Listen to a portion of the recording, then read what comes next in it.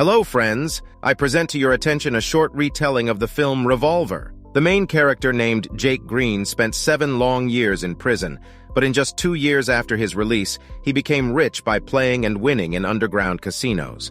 One day, he visited a gambling house owned by the head of an illegal gambling business named Maka to collect a debt.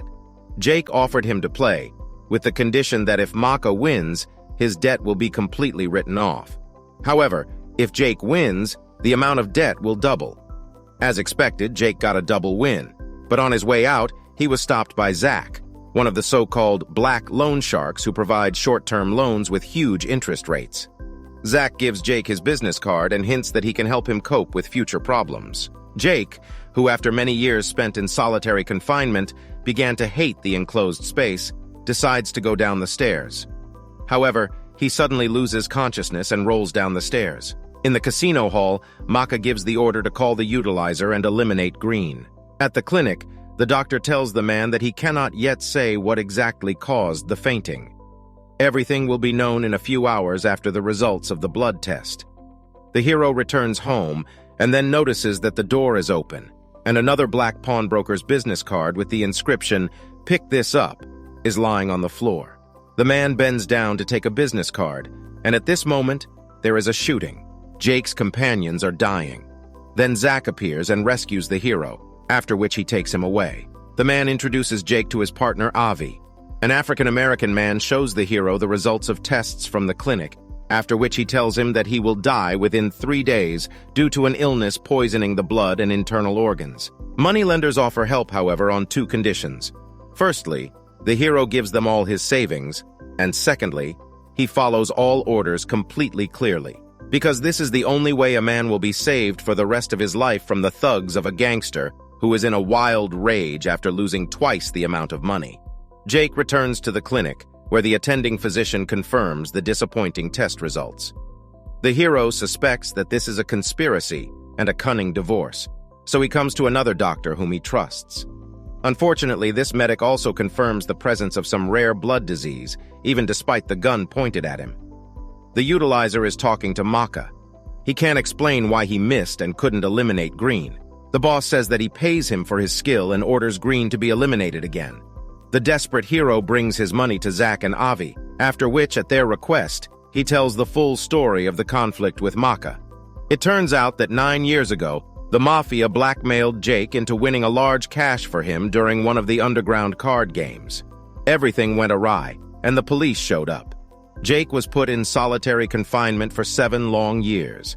Despite this, he never said that Maka organized that game. Meanwhile, in the present, Maka himself is dating Miss Walker. She is the deputy of Gold, the head of the mafia of the city. No one has ever seen this influential and dangerous gangster. Nevertheless, it is through him that all the largest transactions pass. Maka wants to move to a new level and start cooperating with Gold, as he pays very generously. But on the other hand, Gold does not forgive mistakes. By the way, the only ones who survived the attack on Sam Gold are black realtors Avi and Zack. The next day, the hero brings his rescuers another bags of money. They ask to tell how and with whom Jake was in prison. The man says that he spent all these years in solitary, spent time studying literature on gambling theories. In addition, recidivists were in the neighboring cells for life, a chess master and a brilliant fraudster, who periodically sent the hero new schemes of deception. It was thanks to these sciences that after being released, Jake became the best player in the city, earning a lot of money in 2 years. One day, his cheating teachers disappeared from their cells without a trace, as if they had never been there. In the evening, 3 men pull off a daring operation, putting Maka's guards to sleep. They tear out, along with the wall, a 12-ton safe with goods that were intended for the almighty Sam Gold. Maka orders her right-hand Paul to solve this problem, otherwise Gold will kill them both. The assistant agrees to buy the same product from a competitor, an Asian named Lord John, despite the double tariff. The purchase and sale transaction is scheduled at the hotel, in which Lord John's people occupy one room, and Maka's assistants occupy the next one. Meanwhile, the heroes are pulling off a new scam. Disguised as servants, they enter the hotel, occupy an adjacent room, after which they put on gas masks and let sleeping gas into both other rooms. As a result, they steal money and another batch of goods. The next day, the moneylenders force the hero, who is forced to work for them, to shoot their debtor's knee. Instead, the man tries to shoot Avi, but there are no bullets in his gun. Then Jake is hit on the head. Next, Jake wakes up from a phone call and then comes for a consultation with a doctor who is supposedly independent and verified. There he learns shocking information. It turns out that there was a medical error and his illness is not fatal and is completely curable. The hero goes to the loan sharks but encounters one of Maka's fighters. A shootout begins and Green runs away. It turns out that Avi and Zack told the gangster about where Jake lives. The man runs away from the chase, after which he comes to the club with the question of why he became the object of such a cruel deception. Avi and Zack say that after getting out of prison, Jake framed 3 of Maka's ex-gangsters. As a result, they got into huge debts to their former employer, for which they paid with their lives. For this, the moneylenders decided to punish Jake. Meanwhile, a war is brewing between Maka and an Asian drug dealer. They blame each other for setting up the deal. Lord John sends a hit woman to the restaurant who makes an attempt to kill Maka. However, she only manages to shoot off his finger. An enraged gangster responds by giving an order to his killer. The killer comes to their lair and eliminates Lord John. At night, Jake sneaks into Maka's bedroom.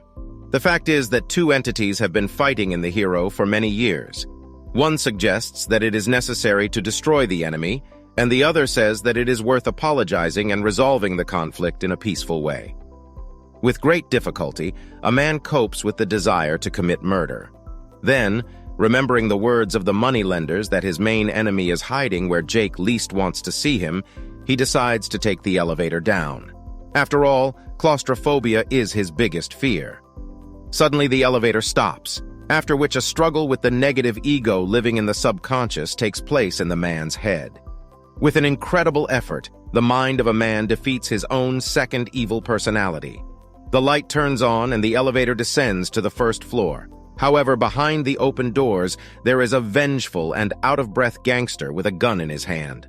Jake, who has finally become fully in control of his mind, calmly walks past the angry gangster. Now Maka's inner demons of fear and doubt are beginning to eat. In the morning, Paul, Maka's right-hand man, tells the boss the news. It is Jake who is to blame for the setup on the deal with Lord John, since the torture of Asian gangsters did not lead to anything. In addition, the main problem arose. The powerful Gold found out that his goods were missing. A little later, Walker, Gold's deputy, comes to Maka, after which she presents him with a message from the boss in the form of a funeral wreath. This direct hint makes an already scared gangster even more nervous. The loan sharks take Jake with them, and for some reason decide to return the goods to Maka. They come to his casino. To pass the time, Avi plays chess with Jake. The man starts losing time after time, although he always won before. Then Jake begins to realize that Avi is the same brilliant chess player who sat with him in the next cell and taught him. After all, he never saw his face. He only received notes with schemes of various frauds. It turns out that Zack is the second former neighbor and a phenomenal fraudster. These geniuses, supposedly the only survivors of the attack on the powerful Sam Gold, are Sam Gold himself, a non-existent mafia head invented by them. Jake brings bags of merchandise to Maka's apartment. The gangster thinks that the hero is a killer sent by Sam Gold. A brilliant idea comes to the brain of a criminal who has long gone mad. They will not be able to punish him if he is dead. Maka is unable to fight his inner demons, so he brings the gun to his temple and pulls the trigger. Meanwhile, a terrible thought visits the hero's mind. Jake assumes that he too has long gone crazy while still sitting in solitary confinement, because he can't remember anyone talking to Zack or Avi at least once, except for himself. This is where the film ends. Write your opinion about the film in the comments.